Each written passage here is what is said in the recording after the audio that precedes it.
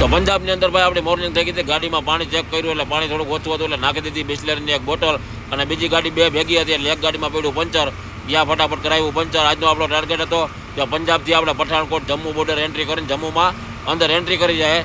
તો જોઈએ ભાઈ 3 ગાડીઓ નીકળી ગઈ. પંજાબનો સરસ એવો વ્યૂ જોતા જતા, અને પંજાબની અંદર ઓવરલોડિંગ ટ્રેક્ટર કેવી રીતે ભરે તો આ જોવો તમે, આવી રીતે ભરે છે. અને 100K નો પરિવાર કરાવવામાં આપણો ભાઈ મારી મદદ કરજો, વિડીયોને લાઈક શેર અને સબસ્ક્રાઈબ કરજો.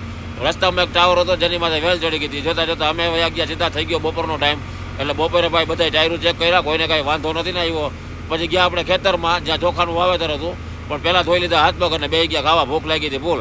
ખાઈ પીને પછી પાછો ખેતરમાં ગયો ને ચોખા જોયા કે કેવી રીતે વાવે છે ને કેવડું ખેતર છે.